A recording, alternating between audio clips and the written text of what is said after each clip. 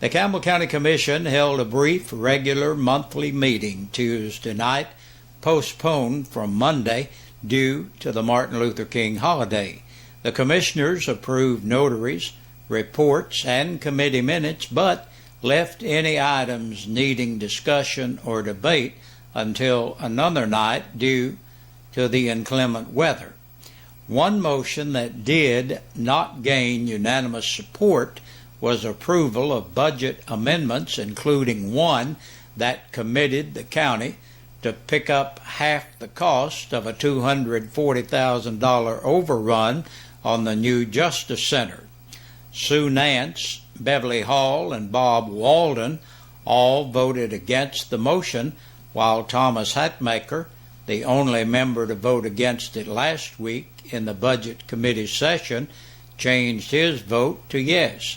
Hatmaker later said the expenditure was inevitable and, if not approved, would delay completion of the Justice Center, but he added that he had spoken with unidentified state officials who told him the architect should have been responsible for all the cost of the overrun.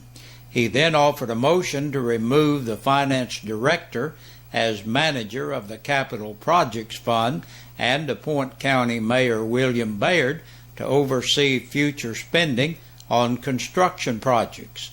Baird pointed out that the motion was not on the agenda and could not be voted upon unless the commission suspended the rules. Rusty Orick then suggested that such a major change in policy needed more discussion by the jail committee. A jail committee meeting was then scheduled for February 10th at 5:30 p.m. before the next workshop. Before Hatmaker could continue with the 2 or 3 items that he wanted to discuss, Jellicoe Commissioner Alvin Evans made a motion to adjourn, obviously eager to get back over Pine Mountain before the roads became slippery. The other commissioners quickly approved that motion and headed for the door. Since the state took away the right to vote for a director of schools, and the vote is now left up to the 10 men on the school board, WLAF would like to know, if you did have the right to vote, how would you vote? Select yes to vote for Donnie Poston. Select no to vote against Donnie Poston. The school board is putting you, our students, teachers, staff, and director of schools in the same position we were in this time almost a year ago. Please take a moment, vote, and send the message you want sent to your school board members. Just go to www.1450wlaf.com.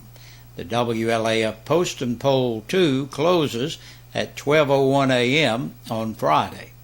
Thanks for your help.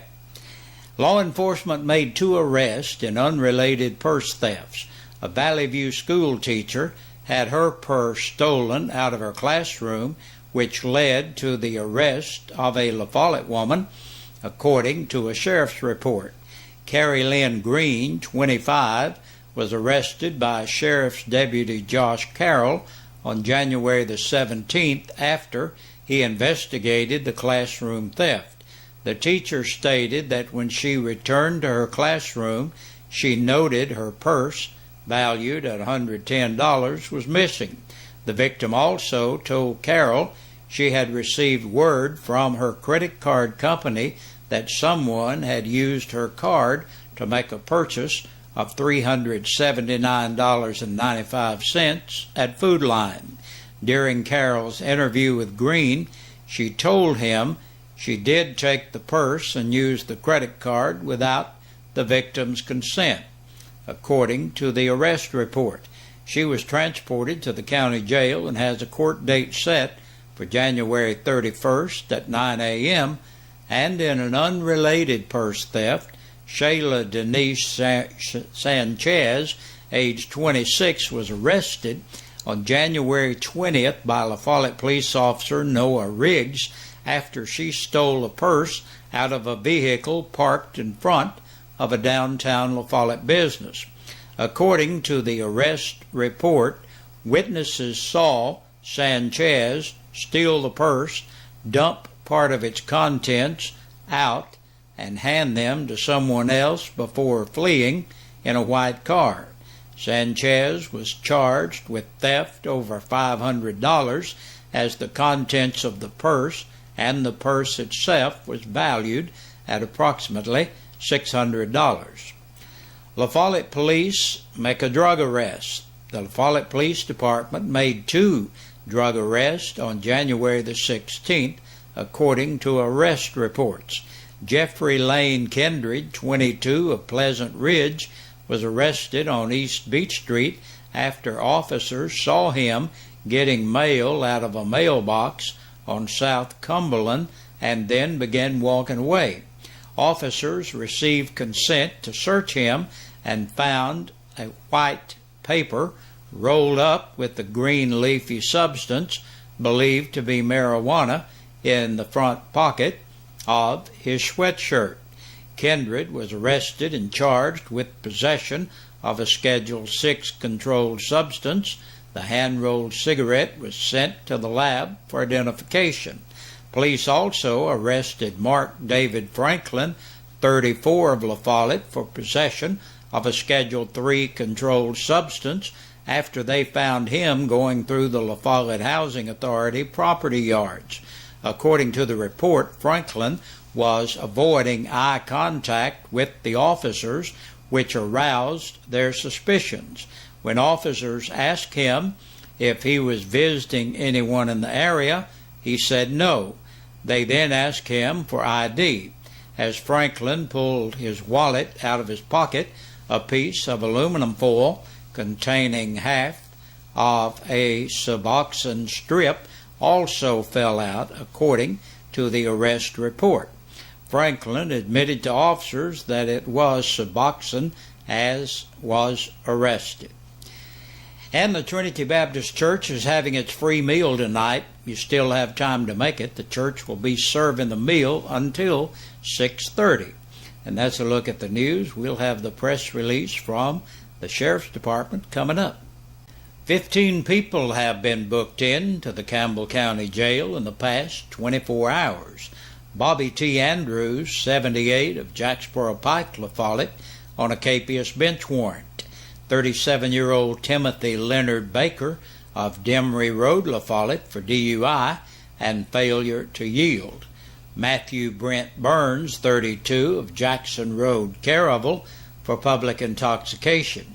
25-year-old Michael James Dabney of Long Hollow Road, La Follette, on a capious bench warrant, resisting arrest and evading arrest. 32-year-old Joseph Lee Ellison of North 4th Street in Jellicoe for third offense of possessing Xanax, possession of Klonopin, third offense, and possession of drug paraphernalia.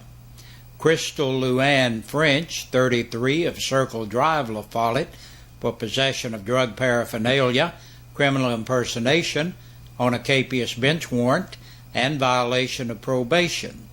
34-year-old Joseph Anthony Gandco of Alexander Pope Lane in Sarasota, Florida, for driving unlicensed. Katie Lynn Hamblin, 32, of Clarefield, for aggravated assault. 35-year-old Tina Michelle King, listed as homeless in Jacksboro, for violation of the rules of drug court. Jessica Leah Lowe, age 30, of Mount Perrin Loop in Jacksboro, for violation of probation. 22-year-old Joshua Edward Moore of Perkins Lane in Jacksboro, for criminal impersonation trespassing.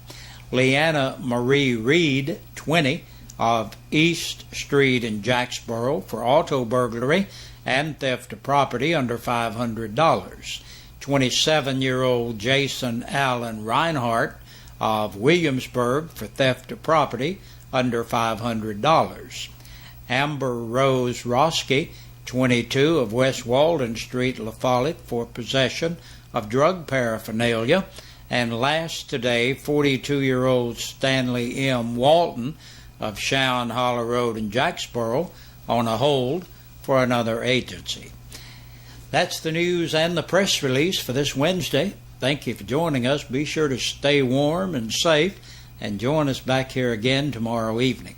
Hey, Big Josh with you on this Wednesday evening looking at our birthdays and anniversaries. Our Birthday and Anniversary Club is brought to you by your friends here at WLAF and Eastside Pizza and Deli. They're located in the Food Lion Center. Make sure you stop by and check out some of that fabulous food up there. Will you tell them you heard about them right here?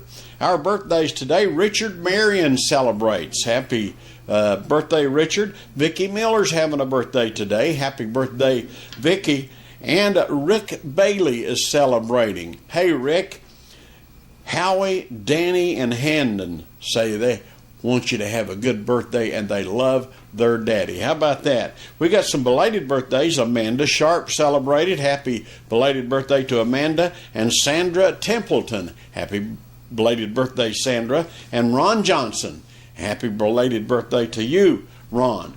And today's anniversaries, Ron and Joyce Johnson are celebrating. Happy anniversary, Joyce and Ron. We hope you all have a great day. We hope all of you have a great day and had a great day. Now, if you're celebrating your birthday or your anniversary, hey, get your name in here. Even if you call it in a little late, we'll still take that, because that's the only way you can qualify to be in the drawing on Friday, and you could win a birthday dinner for two or an anniversary dinner for two from your friends here at WLAF and Eastside Pizza and Deli, located in the Food Lion Center. Hey, good Lord willing, see you tomorrow.